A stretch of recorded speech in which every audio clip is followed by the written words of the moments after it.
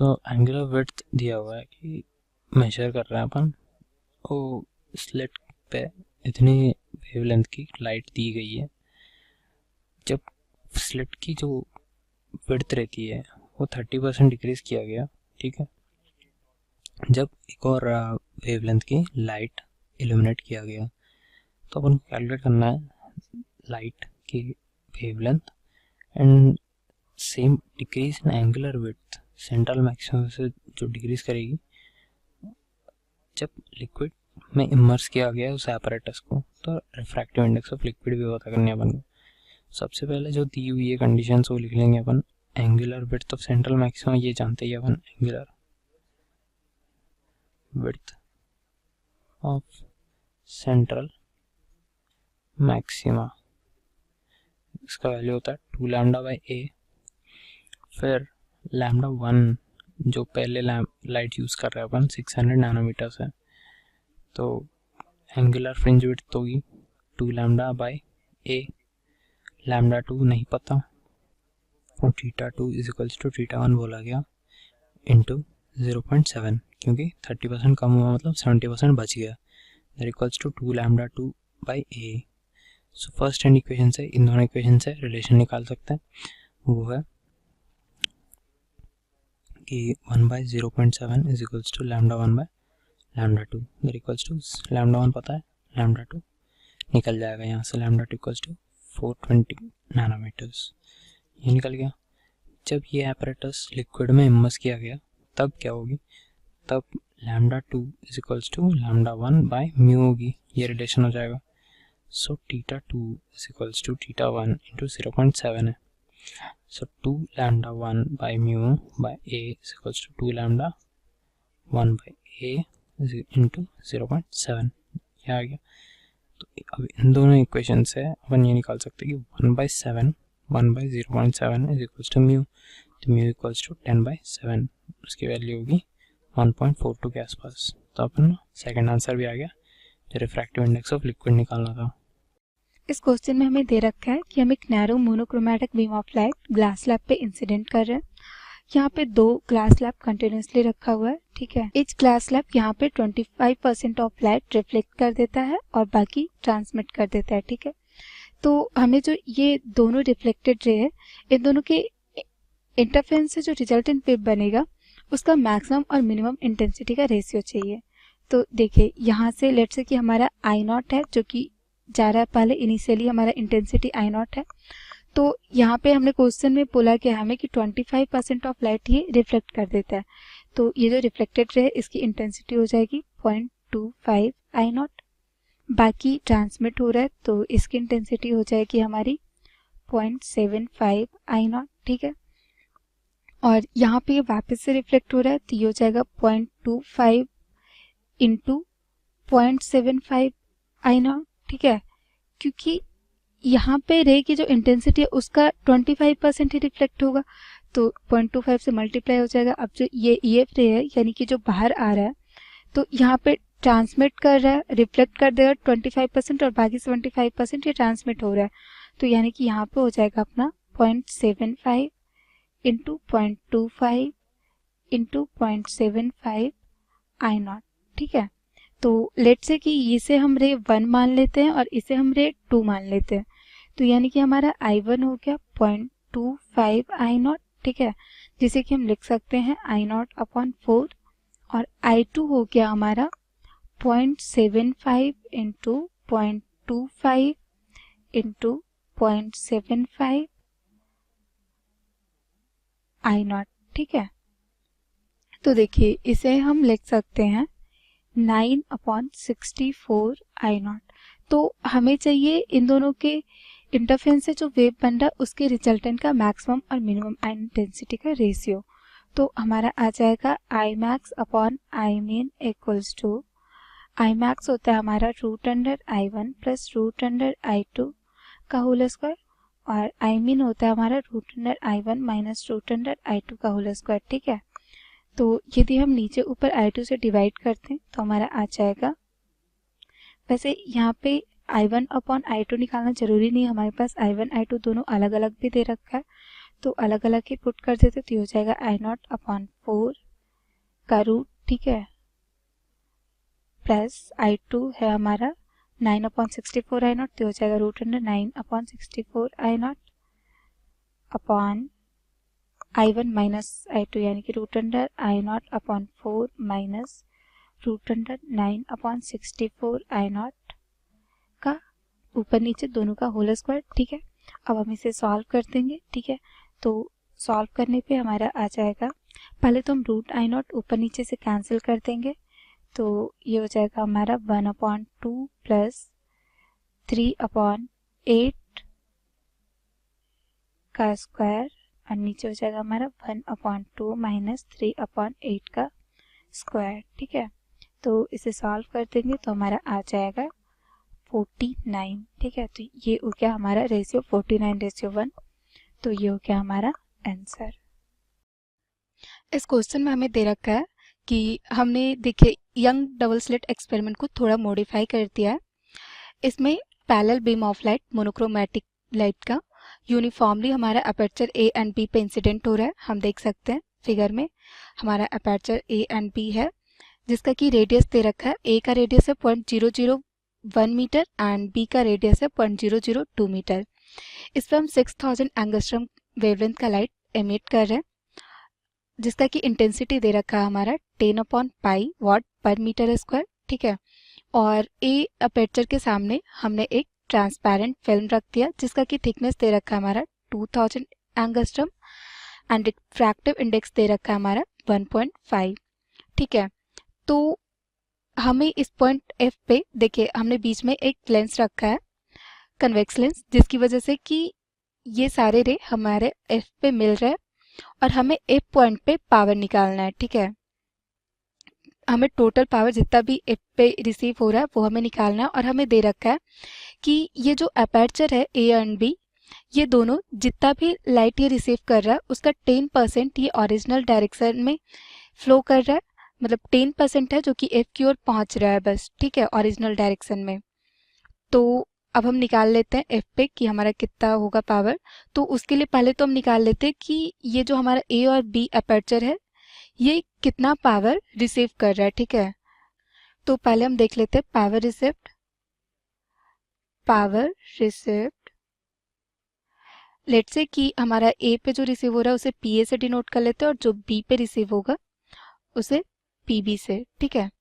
तो P A हो जाएगा हमारा, इंटेंसिटी हमारा 10/पाई वाट पर मीटर स्क्वायर, ठीक है। और हमारा रेडियस दे रखा है, लेट्स से कि आर ए है, तो ये पाई आर ए स्क्वायर से मल्टीप्लाई कर देंगे, तो उस पूरे ए अपर्चर से जितना इंटेंसिटी वो रिसीव कर रहा वो हमारा टोटल पावर हो जाएगा, ठीक है। तो सबका वैल्यू पुट कर देते, ये हो जाएगा हमारा 10/पाई इंटू पाई हमारा आर दे रखा है, ये पाई पाई कैंसिल हो जाएगा तो ये हटा दो, आर ए स्क्वायर तो हमारा हो जाएगा 0.001 का स्क्वायर, ठीक है।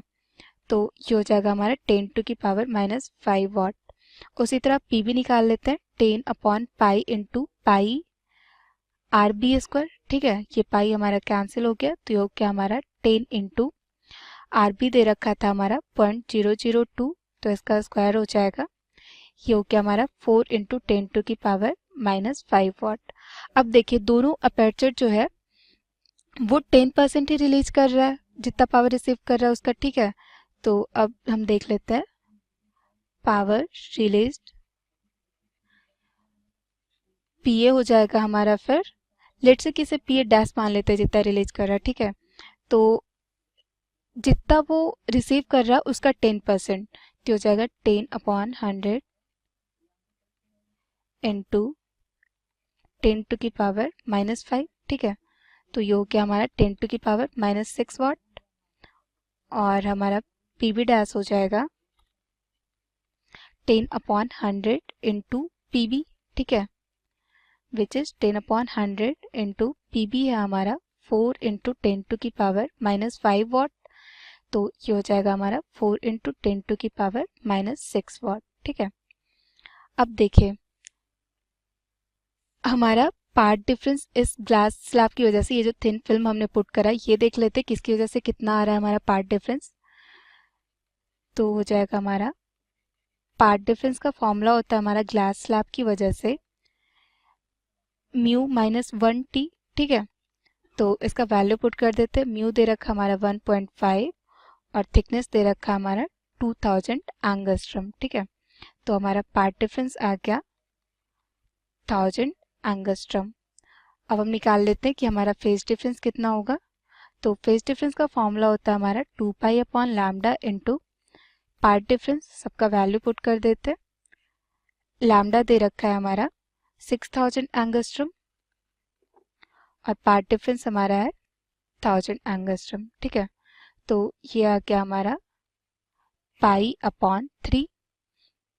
अब देखिए हमें फेज डिफरेंस पता है और हमारा पी ए पी वी पता है, तो अब हम निकाल सकते हैं कि पॉइंट एफ पे कितना पावर होगा। और देखिए ये जो हमने बीच में लेंस रखा है, ये बेसिकली पावर को एक पॉइंट तक पहुंचा रहा है, इंटेंसिटी को, ठीक है।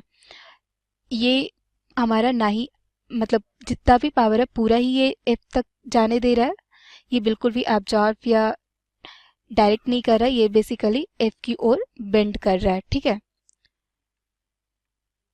तो हमारा हो जाएगा power at point F, power at F हो जाएगा हमारा P F equals to P A dash plus P B dash plus 2 root under P A dash P B dash cos phi, ठीक है। फाई हमारा फेज डिफरेंस हो गया यहाँ, तो सबका वैल्यू पुट कर देंगे। पी ए डैश हमारा 10 टू की पावर -6, पी बी है हमारा P B dash 4 into 10 to की पावर -6 वाट, 2 इंटू 10 टू की पावर -6 इंटू 4 इंटू 10 टू की पावर -6 कॉस फाई हमारा पाई अपॉन 3, ठीक है। तो इसे सॉल्व कर देंगे तो ये आ जाएगा हमारा 7 इंटू 10 टू की पावर -6 वाट। तो ये हो गया हमारा पावर एट पॉइंट एफ, ये हो गया हमारा आंसर, ठीक है। हॅलो स्टुडंट्स, तर आपल्याला क्वेश्चन काय दिला इथे बघा. In Young's double slit experiment using monochromatic light the fringe pattern shift by certain distance. Fringe pattern काय होते, शिफ्ट होते सर्टन डिस्टन्स वरती. कशावरती, तर स्क्रीनवरती. जेव्हा मायका शीट आपण काय करू देते, रिफ्रॅक्टिव्ह इंडेक्स त्याची 1.6 आहे आणि थिकनेस 1.9 मायक्रॉन्स आहे. ती जर त्या पाथमध्ये आपण ठेवली तर दोन्ही इंटरफरन्स वेव्स जे होणार आहे त्या पाथमध्ये जर मायका शीट ठेवलं तर आपल्याला एवढंच शिफ्ट मिळतोय. मग मायका शीट इज देन रिमूव्ह. नंतर मायका शीट आपण काढून घेतोय. The distance between the slit and the screen is double. आणि डिस्टन्स जे आहे स्लीट आणि स्क्रीन मधलं ते डबल करतोय. मग त्यावेळेस it is found that the distance between successive maxima now same as the observe fringe. मग मॅक्झिमा जो मिळणार आहे आपला त्याचं जे डिस्टन्स असणार आहे, distance between successive maxima is now same the observe fringe shift upon the introduction of mica sheet. ज्यावेळेस ऑब्झर्व केलेली शिफ्ट होती, फ्रिंज शिफ्ट होती, मायका शीट ज्यावेळेस ठेवली त्यावेळेस त्याला ती maxima successive maxima distance same आहे असं आपल्याला दिसून येतंय. मग आपल्याला काय सांगितलं यांनी, calculate the wavelength of monochromatic light use in the experiment. Monochromatic लाईटची वेवलेंथ फाइंड करायची जी ह्या एक्सपेरिमेंटमध्ये यूज केली. तर इनिशियली आपल्याला डिस्टन्स डी होता, नंतर काय झालेला आहे डी अँड डी डॅश इथे इंट्रोड्यूस केलेला आहे. मग आपल्याला माहिती आहे फ्रिंज विड्थ डब्ल्यू किंवा बीटा म्हणू शकतो. डब्ल्यू म्हणूया आपण, ती काय असते लॅम्बडा डी डिवायडेड बाय काय असतं स्मॉल डी. मग डीचं नंतर काय झालेलं डी डॅश झालेला आहे. मग ही डब्ल्यू काय होणार, W is equal to lambda D dash divided by small D. म्हणजेच काय होणार, इथे आपल्याला एक कंडिशन दिलेली आहे बघा, डिस्टन्स जे झाले स्क्रीन इज डबल म्हटलेले, म्हणजे डी जो आहे नंतर 2d झाला, म्हणजे डी डॅशची व्हॅल्यू काय असणार आहे टॉईस ऑफ डी. मग इथे पुट करूया आपण, तर lambda multiply by twice of D divide by small D. हे झाले आपली विड्थ. मग नंतर काय म्हटले आपल्याला, जे शिफ्ट होणार आहे तो शिफ्ट जो असणार आहे तो इक्वल असणार आहे याच्या.